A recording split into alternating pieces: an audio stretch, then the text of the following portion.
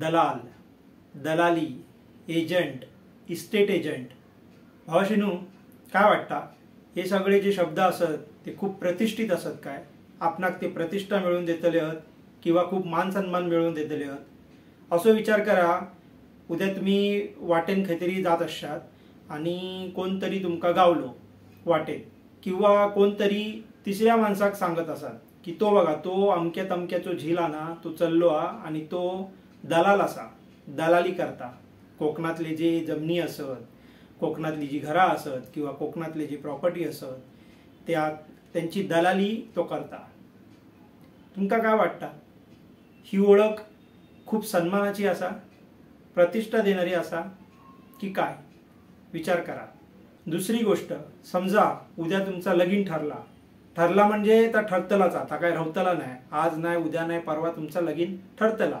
तर लगीन तुमचा जेव्हा ठरतला तेव्हा समोरचा जर चेडू असा किंवा पोरग्या असा, त्याच्या बापाशी तुम्ही काय सांगतलास, काय धंदो करतास म्हणून? दलाली, इस्टेट एजंट. आणि काय करतास दलाली करून? कोकणातल्या खेड्यांमध्ये आपल्या पूर्वजांनी जे जमिनी राखण ठेवलेले असत पुढच्या पिढीसाठी, म्हणजे कोणासाठी, आपणासाठी आणि आपल्या पोराबाळांसाठी, त्यांना अडचण नव्हती काय हो? आज जर आपण जीवन जगतो त्याच्यापेक्षा चांगला जीवन ते जगत होते काय? त्यांच्याकडे गरिबी नव्हती, पण त्यांनी आपले जमिनी विकून पैसे उभं केलं. काय वाटतं तुमका? भावाशिनू, गोष्ट खूप विचार करण्यासारखी असा. तुमचो दोष याच्यात नाही. तुमका भरीस घालून तुमच्या भोळेपणाचो, तुमच्या साधेपणाचो फायदो घेऊन हे बाहेरचे लोक तुमच्या जीवावर पैसो मिळवतात आणि मोठे होतात. वेळ इलिया सावध होची. आत्ता जर सावध झालो नाही ना, तर आपल्याच घरात आपणाकच परके आणि उपरे म्हणून जगाची येळ येतली. त्यामुळे भावाशिनू, सावध व्हा, वेळ अजून हातातून गेलेली नाही. गाववाल्यांनो नमस्कार. मी असं तुमचं मुंबईचो भावाशी आणि स्वागत असा तुमचं आपल्या यूट्यूब चॅनलमध्ये. मित्रांनो, आपल्या कोकणातला कोकणी माणूस इतका साधा भोळा होता आणि आपल्या लाल मातीवर, जमिनीवर त्याचं इतकं प्रेम होतं की अगदी त्याच्या सख्ख्या भावाने, सख्ख्या चुलत भावाने, काकाने किंवा एखाद्या शेजाऱ्याने कोपऱ्यातल्या मेरेवरची वाईच जमीन जरी खतल्यान, कोपऱ्यातली मेर म्हणजे शेतावरचा जो बांध असतो ना, त्या बांधामधली थोडीशी माती जरी खणून त्याने आपल्या शेतात ओढली तर त्या शेजाऱ्याला, त्या सख्ख्या भावाला, त्या काकाला, त्या चुलत सख्ख्या भावाला अगदी पोलीस पाटलापासून पोलीस चौकीपर्यंतची सैर तो घडवून आणायचा. आणि आज तोच कोकणी माणूस आपल्या जमिनी, आपलं अस्तित्व विकायला निघालाय. ही गोष्ट मनाला अजिबात पटणारी नाहीये. पण यातनं एकच गोष्ट स्पष्ट होते की या आपल्या साध्या भोळ्या कोकणी माणसाला काही लोकांनी स्वतःच्या स्वार्थाखातर नादाला लावलंय आणि आज कोकणातल्या जमिनी विकण्यामध्ये त्यांना सहभागी करून घेतलंय. आणि ही साधी भोळी माणसं इतकी साधी आहेत की यांना कळतही नाहीये की या छोट्या छोट्या गोष्टींचा आपल्या भविष्यावर, कोकणातल्या पर्यावरणावर, संपूर्ण महाराष्ट्राच्या निसर्गावर खूप वाईट परिणाम होणार आहे. मित्रांनो, अशी वाहवत जाणारी कोकणातली साधी भोळी मुलं तुम्हाला जर कुठे भेटली, तुमची जर कधी त्यांच्याशी भेट घडली, तर त्यांना नक्की समजावण्याचा प्रयत्न करा की हे जे दलालीचं काम आहे, इस्टेट एजंटगिरीचं काम आहे, हे तात्पुरतं आहे. हा उत्पन्नाचा काही परमनंट सोर्स नाहीये आणि हे त्यांच्या लक्षात आणून देण्याची जबाबदारी आपली आहे असं मला वाटतं. भावाशिनू, असा समजा की आज तुमचो एका जमिनीचो व्यवहार झालो आणि त्यातून तुमका काही थोडीशी रक्कम मिळाली. उद्या लगेच तुमचो दुसरो व्यवहार होतलो काय? नाही ना, काहीतरी वेळ लागतो. 4 दिवस, आठवडे, 15 दिवस, महिने, 2 महिने, बरोबर ना? तर ह्या जा काही दलालीचा काम आला ता तात्पुरता उत्पन्न देणारा असा. आणि आपल्या कोकणातल्या जमिनींची दलाली करून आपण काय करतो माहिता? आपण आपल्या पूर्वजांच्या प्रती अपराध करतो. पाप म्हणत नाही मी, कारण पापाच्या समोर एखादा पुण्यकर्म केलास तर ता पाप नाहीसा होता. पण अपराधाची शिक्षा मिळताच, अपराधाचा शासन आपणाक भोगूचाच लागता. त्या कारणान आपले कोकणातले जमिनी ह्या आपला अस्तित्व असा आणि ते इकान मिळालेलो पैसो आपणाक कधीच पावन होवचो नाही.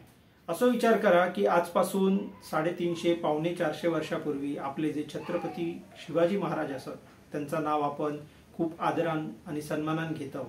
आपल्या महाराजांसोबत लढलेले जे मावळे होते असतील, त्यांच्यामध्ये आपले कोणतरी पूर्वज असतीलच ना हो, सांगा मागा.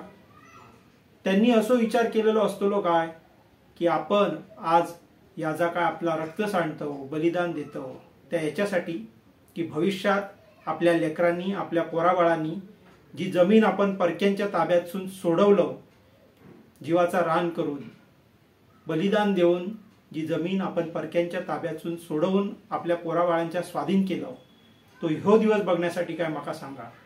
आज आपले महाराज जर वरून बघत असतील आपणाक, तर त्यांना काय वाटत असतात, वाईच विचार करून बघा. मित्रांनो, शहरातल्या चौकात, गावातल्या नाक्यावर शिवाजी महाराजांचे फोटो लावून त्यांची जयंती साजरी करून शिवाजी महाराजांचे आशीर्वाद आपल्याला मिळणार नाहीयेत. शिवाजी महाराजांचे खरंच जर आपल्याला आशीर्वाद मिळवायचे असतील ना, तर आपल्याला आपल्या जमिनी राखायला हव्यात आणि उत्पन्नाची जी काही कायमस्वरूपी साधनं आहेत ती आपल्याला स्वीकारायला हवीत. आपण परप्रांतीयांच्या नावाने सध्या टाहो फोडतो आहोत किंवा परप्रांतीयांच्या नावाने बोंबा मारतो आहोत. तर परप्रांतीयांना शिव्या घालून किंवा त्यांना मारझोड करून किंवा त्यांच्यावर दादागिरी करून आपलं कोकण किंवा महाराष्ट्र वाचणार नाहीये. आपल्याला आपला कोकण आणि महाराष्ट्र जर वाचवायचा असेल तर ते लोक आपल्या प्रांतात येऊन जे लहान सहान व्यवसाय करतायत, ते आपल्याकडे नोकरी करायला आलेले नाहीयेत, या गैरसमजात राहू नका. खूप महत्वाकांक्षी लोक आहेत ही. त्यांना इथे खूप जास्त पॉसिबिलिटी दिसत आहेत, खूप जास्त शक्यता त्यांना इथे दिसत आहेत. त्यामुळे आपला घर दार सोडून ते आपल्या कोकणात आणि आपल्या महाराष्ट्रात रवा किल्लले असत. एकदा जर जमिनी हातचे गेले ना, तर आपल्या हातात कायच राहत नाही, इतक्या लक्षात ठेवा.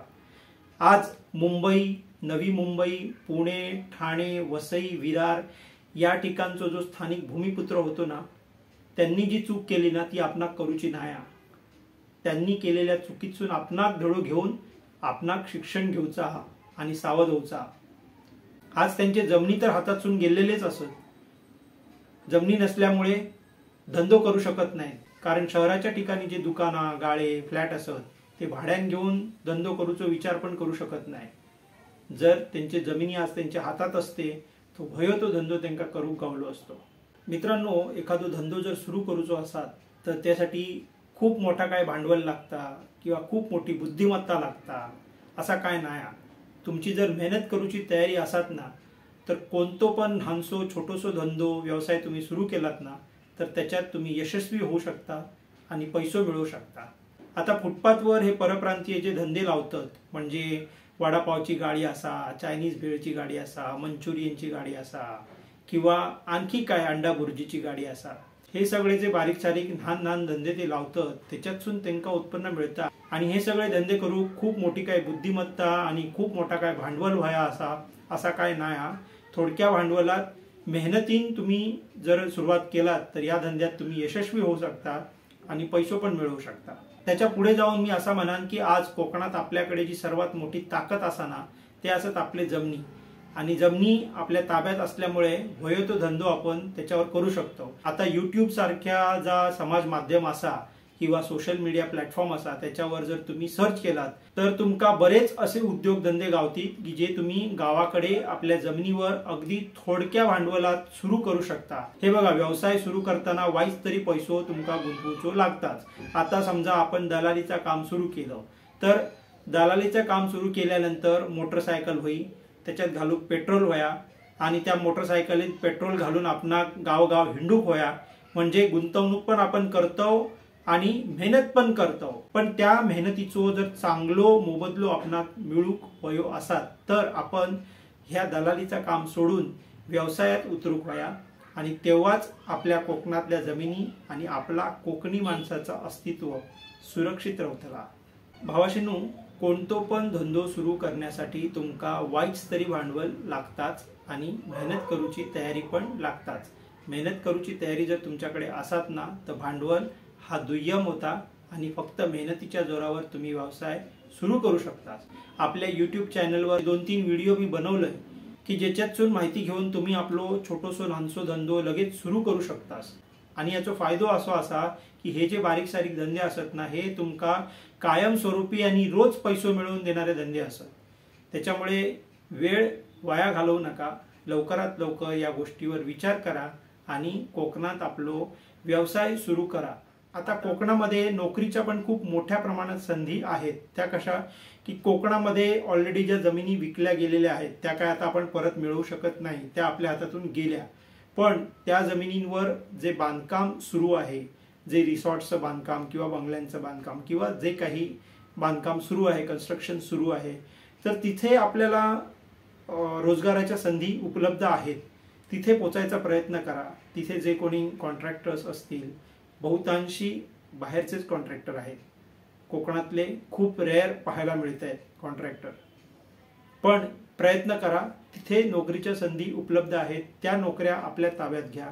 त्याच्या संबंधित जे काही मटेरियल सप्लायचे व्यवसाय असतील, एखादा चिरे सप्लाय करायचा व्यवसाय असेल किंवा लाकूड सामान सप्लाय करायचा व्यवसाय असेल किंवा हार्डवेअर सप्लाय करायचा व्यवसाय असेल, असे जे व्यवसाय आहेत त्या कन्स्ट्रक्शन इंडस्ट्री संबंधातले, तो विचार करून ते व्यवसाय आपल्या ताब्यात घ्या आणि व्यवसायातूनच आपल्याला आपला उत्कर्ष घडवून आणायचा आहे. मित्रांनो, आपल्याला पण पैसा मिळवायचा आहे, आपल्याला पण पैसा कमवायचा आहे, आपल्याला पण श्रीमंत व्हायचंय, आपल्याला पण 4 चाकी गाड्यांमधून फिरायचंय, पण आपल्या जमिनी विकून नाही. मेहनत करून, व्यवसाय करून आपल्याला आपली प्रगती करून घ्यायची आहे. आजच्या या ब्लॉग मधला विषय पाहिल्यानंतर, ऐकल्यानंतर काही लोकांना कदाचित वाईट वाटू शकतं, पण मित्रांनो, वाईट वाटून घेऊ नका. जी सत्य परिस्थिती आहे ती तुमच्यासमोर मांडण्याचा प्रयत्न केलेला आहे. हा जो एजंटगिरीचा किंवा दलालीचा व्यवसाय आहे, हा खरं तर व्यवसायच नाहीये आणि असला तरी हा तात्पुरतं उत्पन्न देणारा व्यवसाय आहे. यातनं आपण आपला उत्कर्ष घडवून घेऊ शकत नाही. म्हणून जे कायमस्वरूपी उत्पन्न देऊ शकणारे व्यवसाय आहेत त्यामध्ये लक्ष घाला आणि लवकरात लवकर ते सुरू करा. यूट्यूबवर जर तुम्ही सर्च केलं ना, तर तुम्हाला खूप वेगवेगळ्या प्रकारची माहिती मिळेल, जे व्यवसाय आपण आपल्या कोकणामध्ये करू शकतो. जसं की शिंपल्यातले जे मोती असतात त्यांचा व्यवसाय, अळंबीची शेती आपण करू शकतो, कुक्कुटपालन आपण करू शकतो, शेळी पालनाचा व्यवसाय आपण करू शकतो आणि यासारखे असे बरेच व्यवसाय आहेत की ज्यांची छोटी सुरुवात करून मोठ्या प्रमाणात आपण त्यातून उत्पन्न मिळवू शकतो आहे आणि तो व्यवसाय भविष्यात आपण वाढवू शकतो आहोत. तर असे जे व्यवसाय आहेत ना, या YouTube माध्यमाचा उपयोग करून सर्च करा, त्यांचा शोध घ्या आणि हे व्यवसाय लवकरात लवकर सुरू करा. कोकणचं अस्तित्व राखण्यामध्ये, कोकणचा निसर्ग राखण्यासाठी जे लोक प्रयत्न करत आहेत त्यांच्या प्रयत्नांना हातभार लावा, त्यांच्या प्रयत्नांमध्ये सहभागी व्हा आणि कोकणातला निसर्ग आणि कोकणातला पर्यावरण याला पूरक असा विकास घडवून आणण्यामध्ये तुमचा खारीचा नव्हे सिंहाचा वाटा उचला. एवढंच मी या व्हिडिओच्या शेवटी तुम्हाला सांगेन. पुन्हा भेटूया एका नवीन विषयासोबत नवीन व्हिडिओमध्ये. तोपर्यंत आपली काळजी घ्या, हसत राहा आणि आनंदी राहा. जय हिंद, जय महाराष्ट्र, जय कोकण.